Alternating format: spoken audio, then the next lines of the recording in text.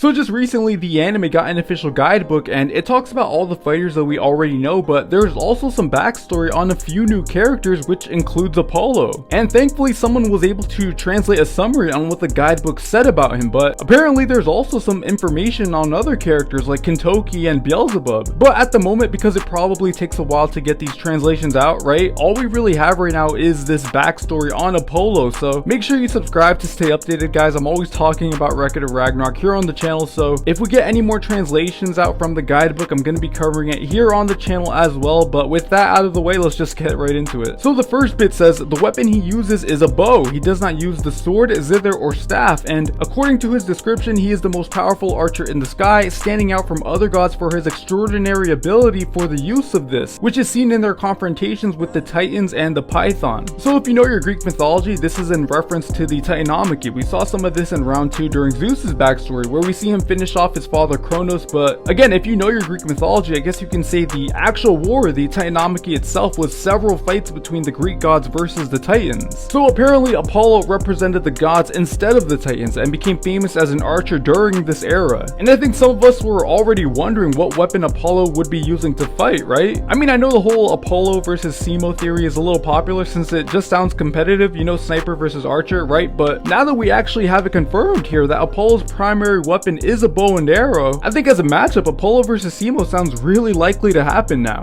Alright, so the next bit says he's a god of light, but just as his light is enormous, his darkness is equally great since he is a god who hates humanity. So this is interesting. We now have our first god who straight up hates humanity. He is a god equally respected as his father Zeus, but he is not very friendly with his brothers. They have a certain way because he is a big liar and very vain. They simply let Apollo do what he wants, and it is also worth noting that he is very stylized with a handsome and caring appearance. So kind of reminiscent of Poseidon in a way, except instead of looking just straight up menacing like he did, it sounds like Apollo looks a lot more caring. And moreover, he's also just as respected as Zeus, so hopefully when we get into his backstory in the manga, we'll get to see how he got this status. Also, I'm curious what Ares and Hermes would have to say about him, right? Because since they're both Olympian gods, that would also make them his brothers. So if he really is this vain and infamous liar, I'm curious how they'd react to seeing him. Alright, the next piece says he resents his origin because to end the contest between the Titans and the gods, Zeus had Leto as an offer from the giants to end the war, but Zeus was already promised to Hera. So their union, it was not possible, but that did not prevent Zeus from seducing her and conceiving Apollo with her. So it sounds like at some point during the war, the Titans had offered Leto to Zeus as an offering to just end the war, but because Zeus was already in a commitment with Hera, he wasn't able to accept it. But of course, you know, Zeus being Zeus, he ends up sleeping with Leto anyway, and she ultimately gives birth to Apollo thereafter. Alright, the next part says, unfortunately, Apollo developed a hatred for the Titans, and after the